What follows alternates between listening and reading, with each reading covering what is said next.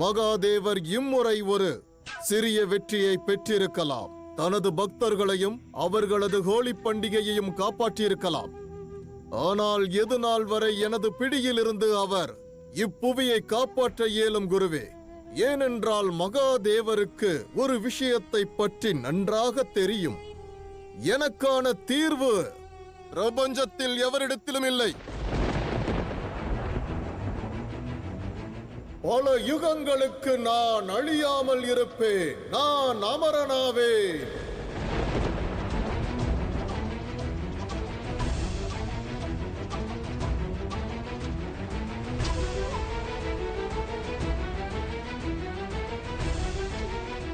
ஹோலி பண்டிகையை கொண்டாடி நீராடிவிட்டார்கள். அனைவரது உடலில் இருந்தும் சாம்பலின் சீற்றம் குறையத் தொடங்கிவிட்டது. இப்புவி முழுவதும் எனது தாக்கம் மீண்டும் துவங்கப் போகிறது. சாம்பலின் சீற்றம் குறைந்த பிறகு மானிடர்கள் மோதிக்கொள்ள துவங்குவார்கள்.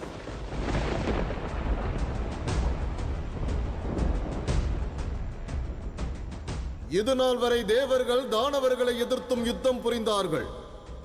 இனி மானிடர்களை எதிர்த்து யுத்தம் புரிய வேண்டும். ஒவ்வொரு நாளும் புரிய வேண்டும்.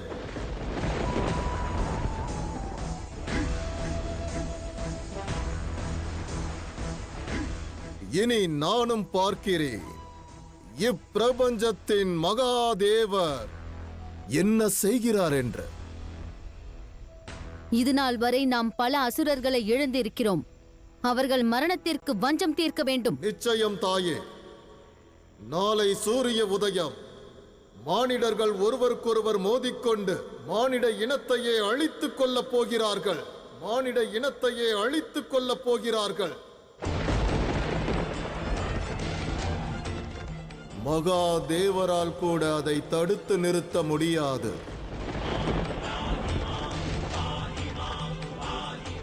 அவ்வாறு நிகழ்ந்துவிட்டது என்றால் சிவனும் சக்தியும் தோல்வியை தான் தழுவி செல்வார்கள். அதில் மாற்றமில்லை. அவ்வாறென்றால் சரி. நாளை சூரியன் உதித்த மறுகணம் என் மகன் புவி முழுவதும் தன் பலத்தை காட்டுவான். பிறகு சிவனும் சக்தியும் அவர்கள் உருவாக்கிய புவியை, அதில் வாழும் மானிடர்களை பெரும் துயரத்தில் காணப்போகிறார்கள்.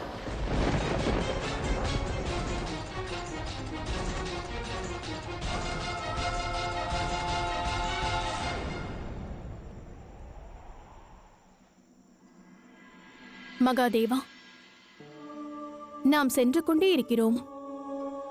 என்ன செய்ய வேண்டும் என்று சற்று விளக்கமாக கூறுங்கள்.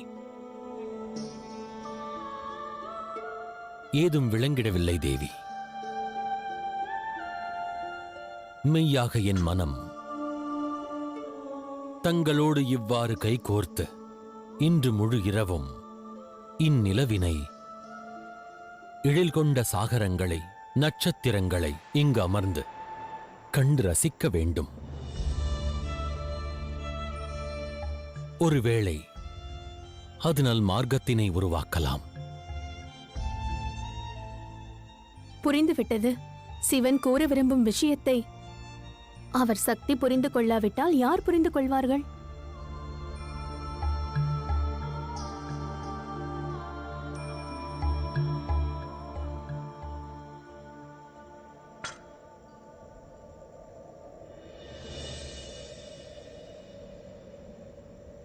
தாங்கள் என் மீது வைத்திருக்கும் அளவு கடந்த அன்பை பற்றிதானே கூற விரும்புகிறீர்கள்?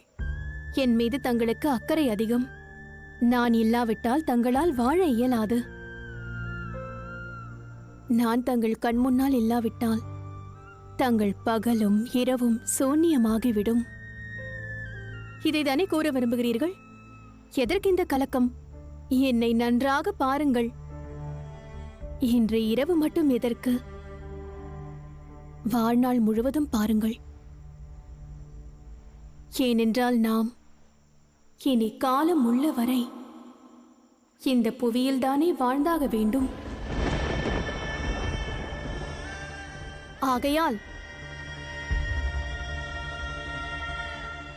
சிவனும் சக்தியும் புவியில் பிரிந்திருக்க வேண்டும். அப்பிரிவினை எவராலும் தடுத்திட இயலாது நாராயணா. பிரிவின் வேதனையை மீண்டும் அனுபவிக்க வேண்டும். என்னாயிற்று மகாதேவா?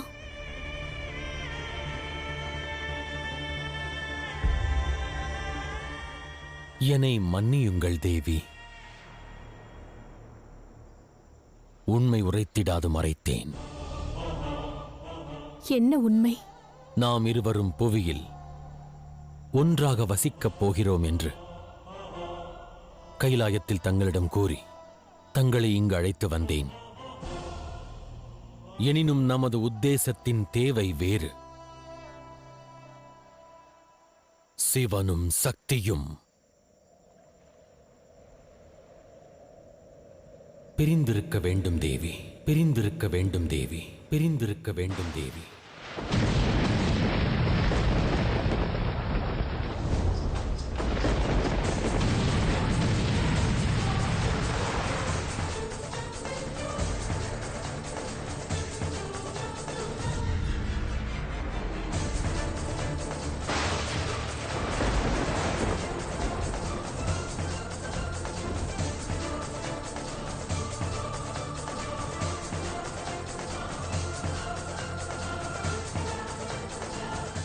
நாளை உதயம் தங்களை நான் பிரிந்து சென்றாக வேண்டும்.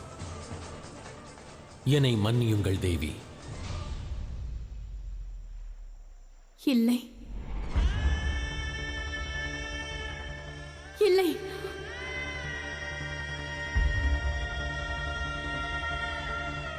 சிவன் சக்தியை பிரிய வேண்டும் என்று எண்ணுகிறாரா?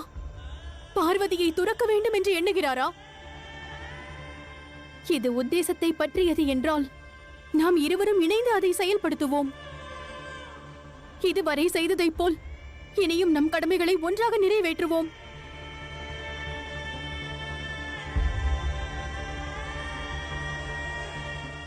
சிவசக்தியின் வாழ்க்கையில் துயரமான தருணம் இப்பொழுது துவங்கப் போகிறது. தங்கள் முடிவை மாற்றிக்கொள்ளுங்கள் மகாதேவா. உங்களை நான் வேண்டி கேட்கிறேன். நான் தீர்மானித்ததை மாற்ற இயலாது தேவி. லோக நன்மைக்காக நான் புறப்பட வேண்டும். ஆனால் என்ன விஷயம் மகாதேவா? அவ்வாறு என்ன உத்தேசம் இருக்கிறது? எந்த உத்தேசம் சக்தியை சிவனிடமிருந்து பிரிக்க பார்க்கிறது? நாம் இருவரும் இணைந்து சமாளிக்க இயலாத அளவிற்கு அவ்வாறு என்ன பிரச்சனை உள்ளது? இல்லை மகாதேவா, தங்களை பிரிந்து வாழும் வேதனையை என்னால் ஏற்க இயலாது.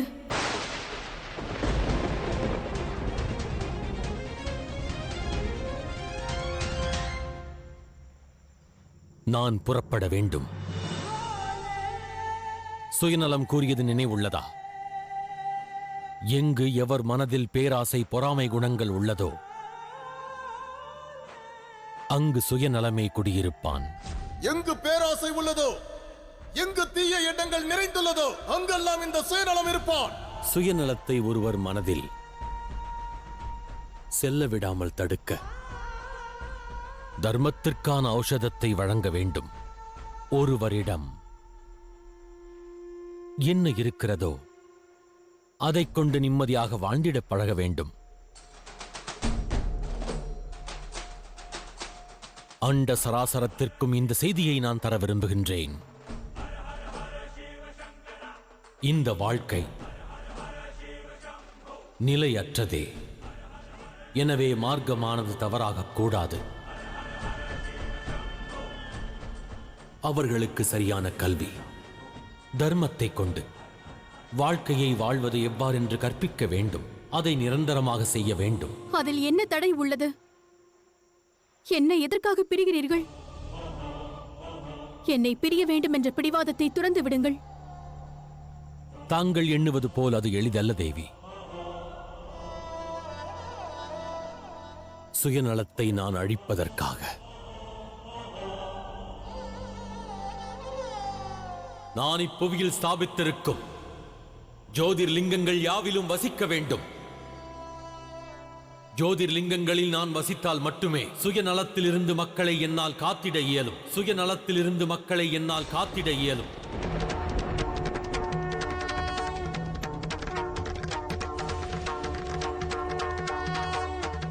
சிவன் பிரிந்து விட்டால் பிறகு சக்தியின் நிலை என்ன? வேறு வழியை தேடுங்கள். இதற்கு வேற ஏதேனும் வழி இருக்கும். நானும் தங்களை பிரிந்திட விரும்பவில்லை தேவி. மானிட இனத்தை காப்பதற்கு இதுவே உகந்த தீர்வு. சுயநலத்திடமிருந்து பிரபஞ்சத்தினை காப்பதற்கு இதுவே சிறந்த மார்க்கம். புவியில் இருக்கக்கூடிய 12 ஜோதிர்லிங்கங்களுக்குள் வியாபித்து மானிட இனத்திற்கிடையில் நான் வாழ்ந்தாக வேண்டும். கைலாயத்தில் அமர்ந்தபடி இந்த மக்களின் அழுகுரலை, அவர்களின் வேண்டுகோளை பூர்த்தி செய்வது மிக எளிது தேவி. ஆனால் அசுரர்களின் சதித்திட்டம் காரணமாக நான் உருவாக்கிய படைப்பினை என் வசமிருந்து பிரிக்க நேரிட்டது. ஆகையால் மானிடரின் மனம் எப்பொழுதெல்லாம் கலங்குகின்றதோ அப்பொழுதெல்லாம் நான் அவர்களை காண வருவேன். 12 ஜோதிர்லிங்கங்களிலும் வியாபித்து இப்புவியினில் வசித்திட வேண்டிய அவசியம் இருக்கின்றது. இவை யாவும் நாளை உதயம் நிகழும். நாளை உதயம் நிகழும்.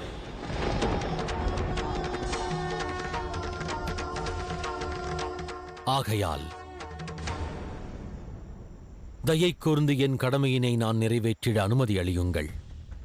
இதை போன்ற ஒரு அனுமதியை தாங்கள் என்னிடம் எவ்வாறு கோருவீர்கள் மகாதேவா? தாங்கள் என் உயிரை பறித்துக் கொள்ளுங்கள். ஆனால் தாங்கள் என்னிடம் இந்த அனுமதியை கேட்காதீர்கள். லோக நன்மையை பற்றின விஷயம் அல்லவா? அவ்வாறெனில் தங்களுடன் சேர்ந்து வியாபிப்பதற்கு எனக்கும் அனுமதி தாருங்கள் மகாதேவா.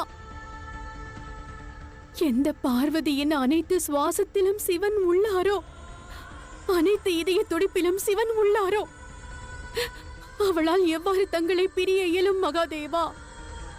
கூறுங்கள். இல்லை, நான் தரமாட்டேன்.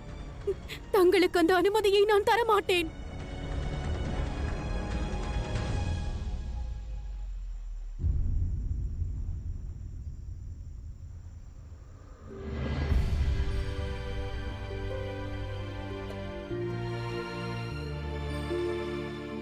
கடினமான இக்காரியத்தை இயலாத ஒன்றாக மாற்றாதீர்கள். இந்த லோக நன்மைக்காக உத்தேசத்தினை நிறைவேற்றிட தங்களை பிரிந்து சிவன் செல்ல வேண்டியது அவசியம். அதற்கான அனுமதியை தாங்கள் எனக்கு தர வேண்டும். தேவி, புனிதமான நம் அன்பிற்கிடையே சுயநலத்திற்கு இடம் தர வேண்டாம். தாங்கள் தான் சுயநலமாக சிந்திக்கிறீர்கள் மகாதேவா. லோக நன்மைக்காக 12 ஜோதிட லிங்கத்திற்குள் நீங்கள் வியாபித்து விட்டால் பிறகு என் சிவன் எங்கு கிடைப்பார்? விவாக வேளையில் நீங்கள் எனக்கு வாக்களித்தீர்கள், என் நிலையிலும் என்னை விட்டு பிரிய மாட்டீர்கள் என்று. அந்த வாக்கு என்ன ஆனது? இக்கணம் தாங்கள் சிவனும் அல்ல, நான் சக்தியும் அல்ல. தாங்கள் எனது கணவர் மட்டும்தான். ஒரு கணவரை போல் எனக்கு பதில் அளியுங்கள். கூறுங்கள், ஒரு கணவன் மனைவியை விட்டு பிரிந்து செல்வது சரியா மகாதேவா? இல்லை, சரியல்ல மகாதேவா. தாங்கள் செல்ல நான் அனுமதிக்க மாட்டேன். தாங்கள் என்ன காரணம் கூறினாலும் தாங்கள் செல்ல நான் அனுமதிக்க மாட்டேன். தங்கள் முடிவை நான் ஏற்க மாட்டேன்.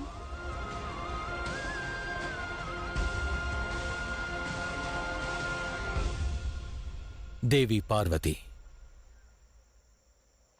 நன்கு சிந்தித்த பிறகே இச்செயலாற்றுகிறேன். சத்திய யுகம் நிறைவடைந்தது. திரேதாயுகம் துவங்கியது. இதற்கு பின் துவங்கவிருக்கும் யுகங்கள் யாவிலும் நான் இவ்வகையில் ஏராளமான இடங்களில் பிரத்யட்சமாக வாழ்ந்திட வேண்டும் தேவி.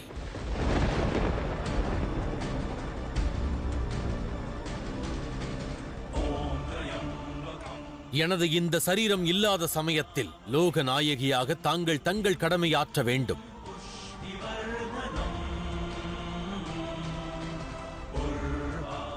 அது மட்டுமல்ல, சிவசக்தியின் தத்துவம் யாது?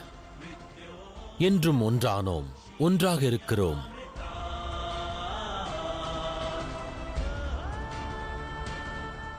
என்றும் ஒன்றாகவே இருப்போம்.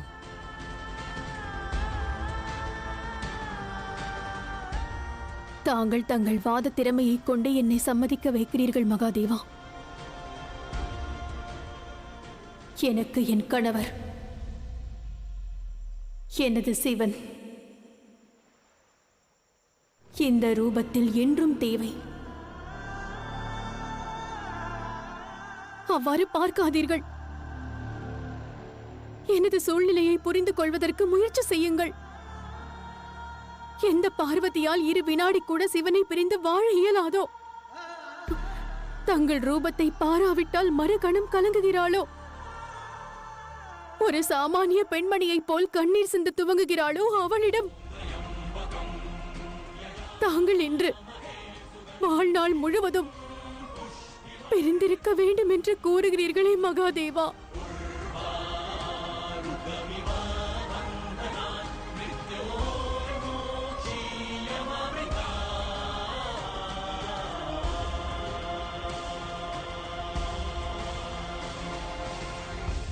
சக்தியின் சிவன் உத்தேசத்திற்கான அழைப்பினை எவ்வாறு புறக்கணிப்பது? இந்த உண்மையை நான் கூறியதன் காரணம் உண்மையை மறைத்தேன் என்று கூறிவிடக் கூடாதல்லவா? இம்முடிவு எந்த அளவிற்கு கடினமானதோ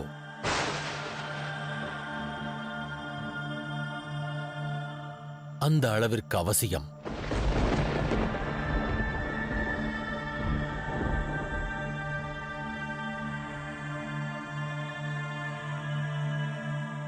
கணேசா, கணங்களே, நந்தி, நாராயணா, இக்கணமே அனைவரும் இங்கு வாருங்கள். மகாதேவருக்கு எடுத்துரையுங்கள்.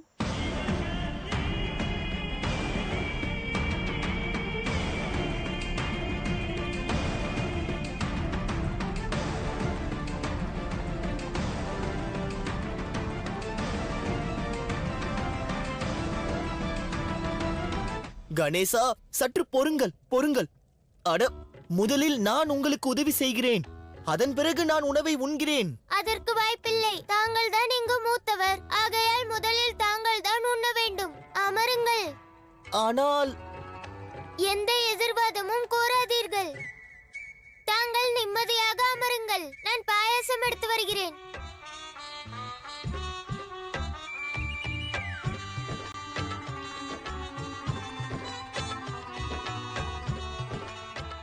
ஆனால் கணேசா, எந்த உணவை தாங்கள் உண்ணவில்லையோ அந்த உணவை நாங்கள் எவ்வாறு உண்பது? நான் எனது கடமையை தான் செய்கிறேன்.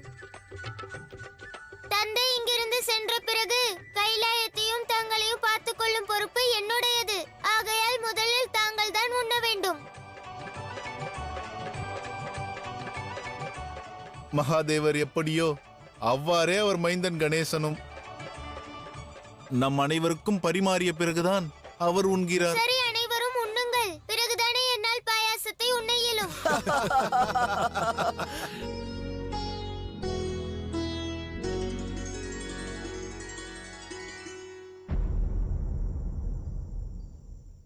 என் அழைப்பிற்கு ஏன் எவரும் செவிசாய்க்கவில்லை? எவரும் ஏன் இங்கு வரவில்லை? தேவி பார்வதி, இப்புவி பிற கிரகங்களிலிருந்து வெகு தொலைவிற்கு வந்துவிட்டது. சற்று சிந்தியுங்கள். ஆதிசக்தியான தங்களின் குரலை எவரும் கேட்கவில்லை என்றால் சாமானிய மானிடரின் நிலை என்ன? அவன் குரல் எட்டுவதெவ்வாறு? எங்கும் நான் வியாபிக்க வேண்டும். அது மிக அவசியமே. நான் செல்ல வேண்டும் தேவி.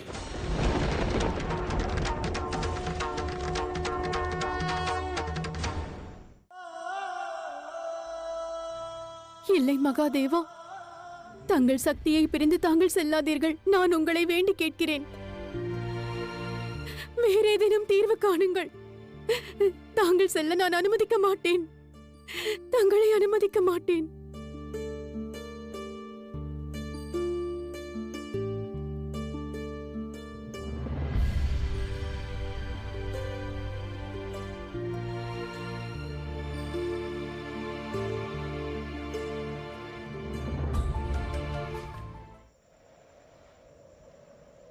சிவன் மற்றும் சக்தியின் விதியானது பிரிவின் வேதனையுடன் தான் எழுதப்பட்டுள்ளது. லோக நன்மைக்காகவே நாம் இருவரும் பிரிந்து நமது உத்தேசத்தை நிறைவேற்ற வேண்டும் தேவி.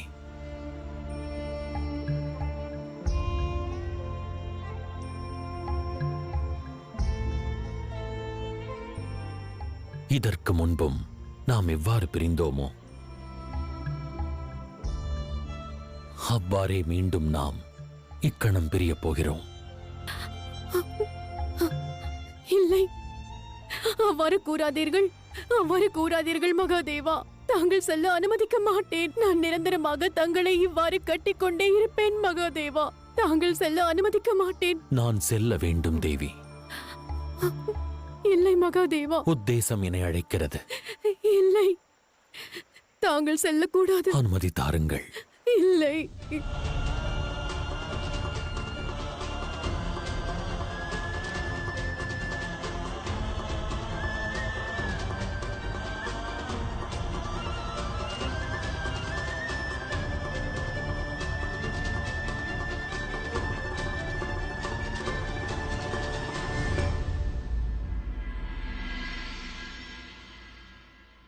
அசுரமாதா, சூரியன் உதித்து விட்டது. ஆனால் சிவனும் சக்தியும் இதுவரை நமக்கு எதிராக ஏதும் செய்யவில்லை. நமது திட்டத்திற்கு அவர்களிடம் தீர்வு இருந்தால்தானே அவர்கள் ஏதேனும் செய்வார்கள். சரியாக கூறினீர்கள்.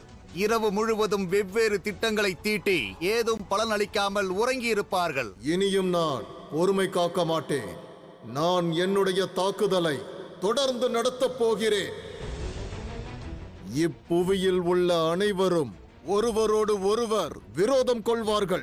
மகாதேவரின் அனைத்து பக்தர்களும், மகாதேவரின் அனைத்து சித்தாந்தங்களும் அழியப் போகிறது. அதிலிருந்து தப்பிப்பவர்கள் அசுர குணம் கொண்டவர்களாகவே இருப்பார்கள்.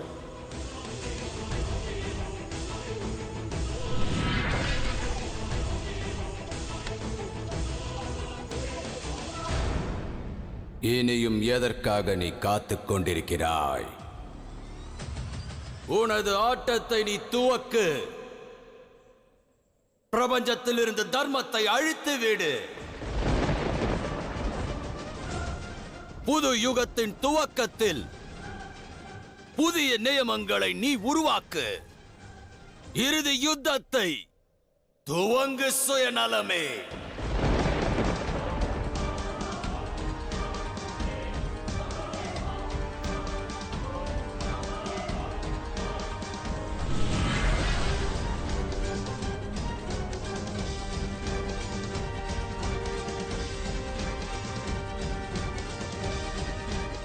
இல்லை மகாதேவா, தாங்கள் செல்ல அனுமதிக்க மாட்டேன்.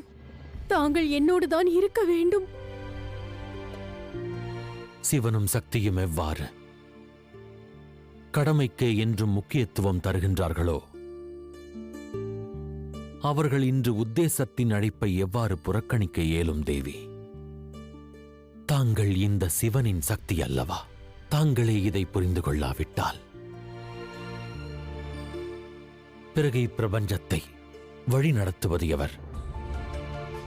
12 ஜோதிர்லிங்கங்களிலும் நான் வியாபித்திருக்க வேண்டியது என் கடமை. இல்லை, இல்லை நான் மகாதேவா, சென்றாக வேண்டும். அவ்வாறு கூறாதீர்கள். என்னை பிரிந்து செல்லாதீர்கள் மகாதேவா. அனுமதி தாருங்கள் தேவி. இல்லை மகாதேவா, என்னை பிரிந்து செல்லாதீர்கள். இது என் கடமை மட்டுமல்ல, தங்களது கடமையுமே தேவி. சதியாக இருந்த பொழுது பெண்களின் கௌரவம் காத்திட தங்களையே தியாகம் செய்தீர்கள். இன்று தர்மத்தினை காக்க நானும் அதைத்தான் செய்யவிருக்கிறேன். இவ்வகை தியாகங்கள் தான் சிவனையும் சக்தியையும் காதலுக்கான ஓர் பாடமாக பிரபஞ்சத்திற்கு விளக்கும். இந்த லோக நன்மைக்காக நாம் இதை செய்ய வேண்டும். என் கடமை எனும் கயிற்றால் என்னை கட்டி போடாதீர்கள். நான் உங்களை செல்ல அனுமதிக்க மாட்டேன். தாங்களை இவ்வாறே நான் கட்டிக்கொண்டுதான் இருப்பேன். என்னை கடந்து தங்களால் செல்ல இயலாது. நான் அனுமதிக்க மாட்டேன்.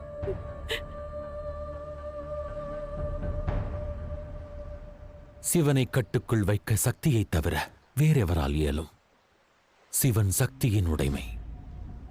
ஆயினும்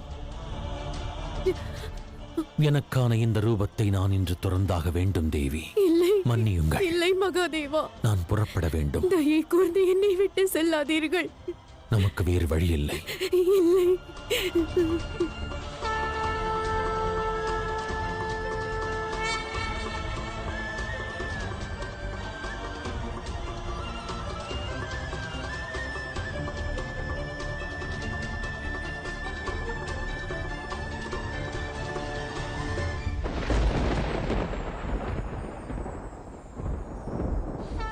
இல்லை.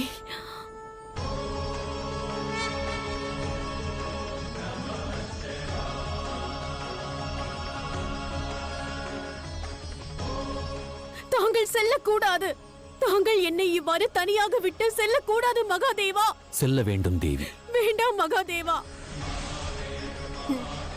தங்கள் உத்தேசத்தை நிறைவேற்றினால் பிரபஞ்சத்தோர் முன்னிலையில் மகத்துவம் பெறுவீர்கள். ஆனால் தங்கள் மனைவியை துறந்து என் காதலை புறக்கணித்து என் குற்றவாளியாக மாறிவிடுவீர்கள்.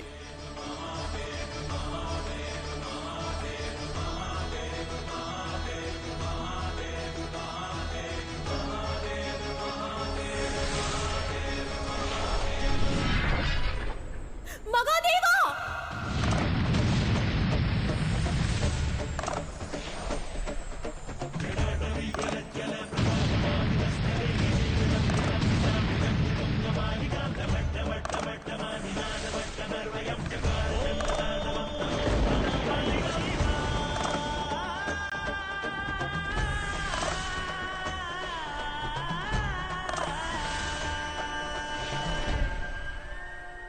மகாதேவா, வேண்டாம். மகாதேவா, செல்லாதீர்கள்.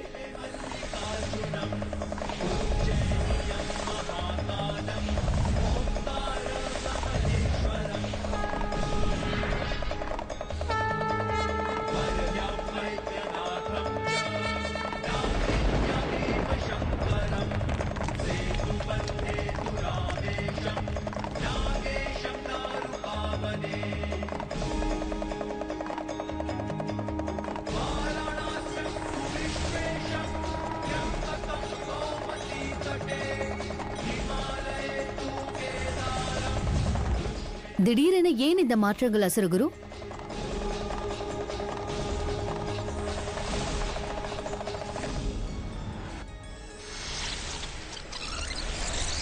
பன்னிரண்டு ஜோதிர்லிங்கங்களிலும் வியாபித்து இப்புவியினில் வசித்திட வேண்டிய அவசியம் இருக்கின்றது. இல்லை, இதை நான் ஏற்க மாட்டேன்.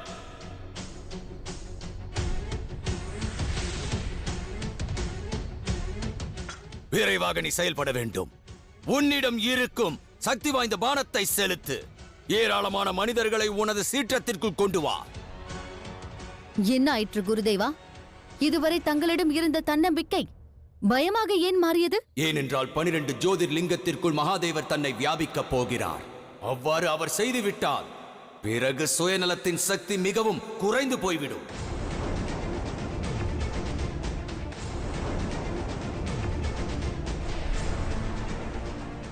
மகாதேவர் ஜோதிர்லிங்கங்களில் இருப்பதால் எனக்கு என்ன பிரச்சனை? இது விளக்கம் அளிப்பதற்கான நேரமில்லை சுயநலமே.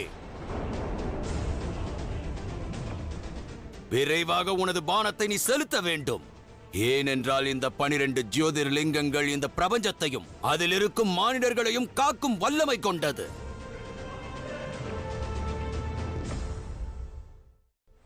மகாதேவா! மகாதேவா!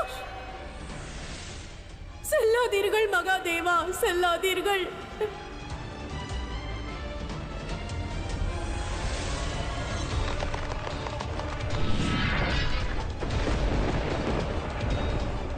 மகாதேவா!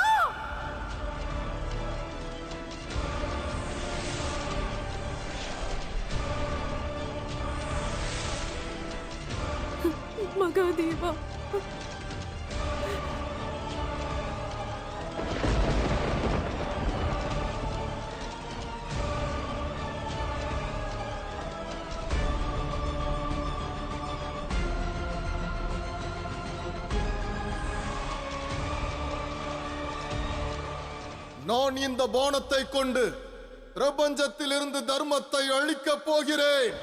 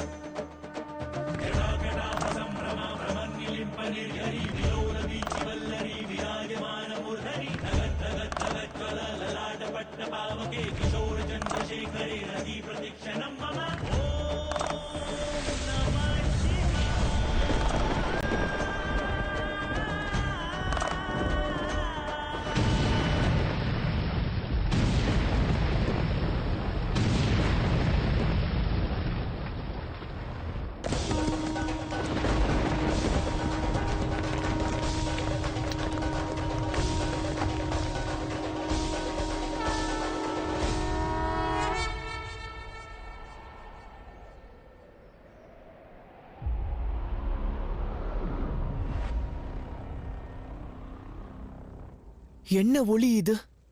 அசம்பாவிதம் ஏதேனும் நடக்கப் போகிறதா? இன்று ஒரு அசம்பாவிதம் நடக்க இருந்தது.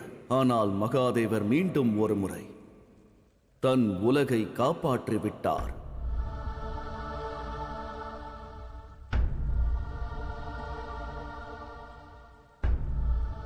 விளங்கவில்லை நாராயணா. இன்று சுயநலம் ஒரு பானம் கொண்டு இப்பிரபஞ்சத்திலிருந்து தர்மத்தை அழிக்க நினைத்தான். ஆனால் மகாதேவர் தனது புவியை காப்பாற்றி விட்டார். சிவனும் சக்தியும் புவியின் பாதுகாவலர்கள் தானே? ஆனால் இம்முறை புவியை காப்பாற்றுவதற்காக மகாதேவர் மாபெரும் தியாகம் செய்திருக்கிறார். என்ன என்ன கூறுகிறீர்கள் நாராயணா? அன்னை பார்வதியும் மகாதேவரும் நலம்தானே? அவர்களுக்கு ஏதும் நேரவில்லையே? ஆம், கூறுங்கள் நாராயணா. இவ்வினாவிற்கு நான் எவ்வாறு விடையளிப்பேன்? எவ்வாறு கூறுவேன்? பிரபஞ்சத்தை சுயநலத்தின் பிடியிலிருந்து காப்பாற்றுவதற்காக மகாதேவர் தன்னுடைய நிலையான ரூபத்தை துறந்து 12 ஜோதிர்லிங்கங்களில் ஸ்தாபித்து விட்டார்.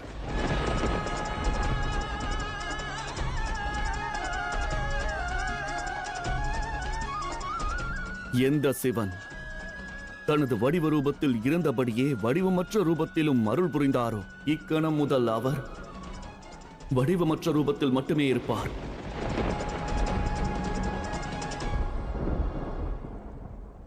அந்த உடல் ரூபத்தை இனி நம்மால் காண இயலாது.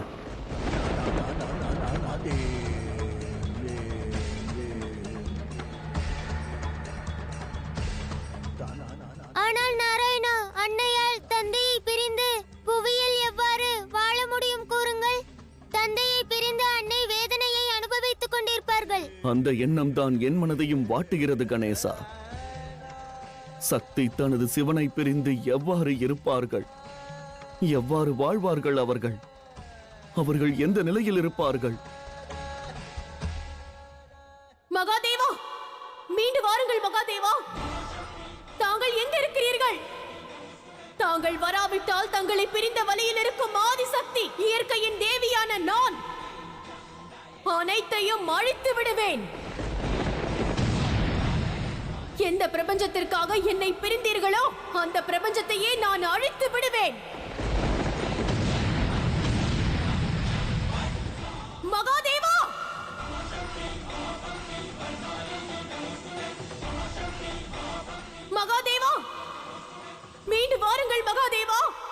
முதலில் நம்மை, இப்பொழுது அன்னை பார்வதியையும் துறந்து சென்று விட்டாரா மகாதேவர்? ஏன்? இனி அவரை எங்கே தேடுவோம், எங்கே காண்போம்? அவரை பிரிந்து இந்த கைலாயமே வாடிக்கொண்டிருக்கிறது நாராயணா, வாடிக்கொண்டிருக்கிறது. மகாதேவா, எங்கிருக்கிறீர்கள்? எங்கிருக்கிறீர்கள் மகாதேவா? மகாதேவா, எங்கிருக்கிறீர்கள் மகாதேவா? லோக நன்மைக்காக தாங்கள் மாபெரும் முடிவெடுத்து விட்டீர்கள் மகாதேவா. ஆனால் தங்களை பிரிந்து தங்களது மனைவி, தங்களது அன்பு மகன், தங்களது கணங்கள், அதோடு தங்கள் பக்தன் எவ்வாறு வாழப் போகிறோம்? புவி என்றும் தாங்கள் செய்த இந்த தியாகத்திற்கு கடன்பட்டு இருக்கும். ஏனெனில் இன்று தாங்கள் இந்த முடிவை எடுக்காமல் இருந்திருந்தால் இந்நேரம் புவியிலிருந்து தர்மம் நிரந்தரமாக அழிந்திருக்கும். மகாதேவா, தர்மத்தை காப்பதற்காக தாங்கள் செய்திருக்கும் இந்த தியாகம் பலனற்று போகும். என்னை கண்டு அஞ்சி எவ்வாறு இந்த முடிவெடுத்தீர்களோ அவ்வாறே வெகு விரைவில் உங்களது சிவத்துவமும் என்னை கண்டு அஞ்சப் போகிறது. நன்றாக பாருங்கள், தங்களது பிரிவின் வேதனையின் காரணமாக எவ்வாறு தங்கள் மனைவியை அலைந்து திரிகிறார்கள் என்று. தங்களது பக்தர்கள் மற்றும் தங்களது குடும்பமும் வேதனையில் உள்ளார்கள். இந்த வாய்ப்பை அசுரர்கள் நன்றாக பயன்படுத்திக் கொள்வோம்.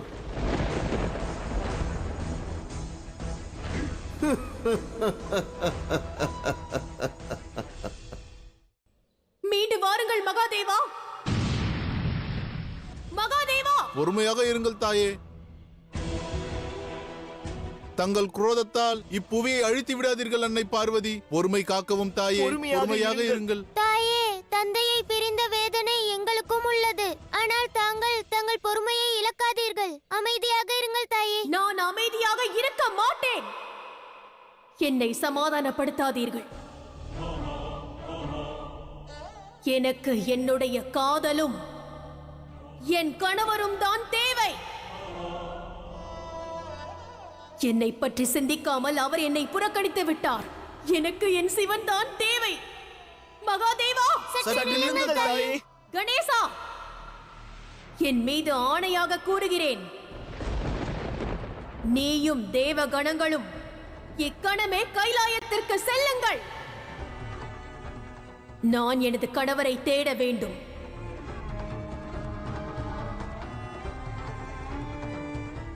நீ என்ன கூறினாய்? உன் தந்தையை அழைத்துக் கொண்டு ஒவ்வொரு திங்கட்கிழமையும் வர வேண்டும் என்றாய். நான் வருவேன். நான் நிச்சயம் வருவேன். உன் தந்தையை அழைத்துக் கொண்டு வருவேன். மகாதேவா,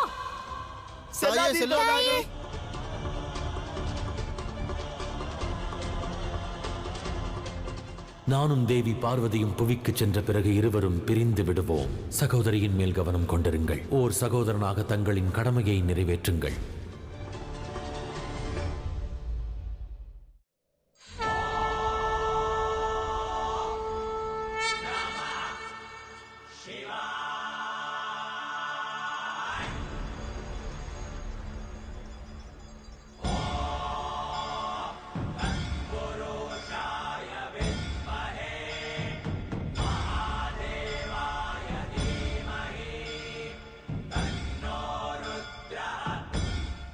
மீண்டு வாருங்கள் மகாதேவா. மகாதேவா,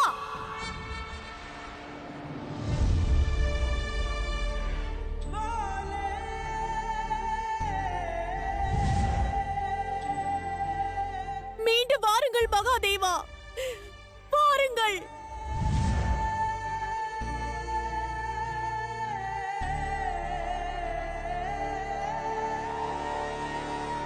மகாதேவர் கலங்குகிறார்.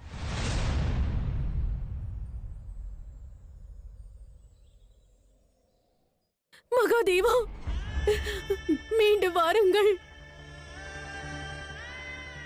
மகாதேவரின் கண்களில் கண்ணீர். நம் மகாதேவர் கண் கலங்குகிறாரே. தொடர்ந்து கண் கலங்காதீர்கள் மகாதேவா. உங்களை வேண்டிக் கேட்கிறோம், கலங்காதீர்கள்.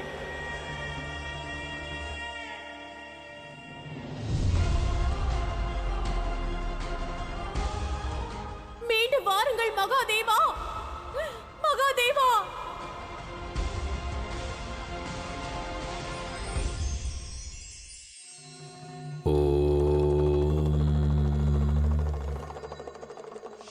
கடமை அதன் எண்ணம் சூழ்நிலையோடு போராட உதவும். சரி தவறு எவை என்று உணர்த்திடும். கடினமான தருணங்களிலும் முன்னேறிச் சென்றிடுவதற்கான காரணத்தையும் தரும். ஆனால் அனுபவம் நாம் வென்றிடுவதற்கு வழிவகுத்திடும். கடந்த காலத்திலிருந்து நாம் பெற்ற ஞானத்தின் உதவியுடன் இன்று நாம் இன்னல்களையும் கடந்து சென்றிட ஊக்கமளிக்கும். ஆகையால் உங்கள் கடமை மற்றும் அனுபவத்திடமிருந்து பயின்றிடுங்கள். வாழ்வின் அனைத்து தருணத்திலும் இவ்விரண்டின் உதவியோடு முன்னேறிச் சென்றிடுங்கள். என்றும் ஜெயம் கொண்டிருக்கலாகும். ஓ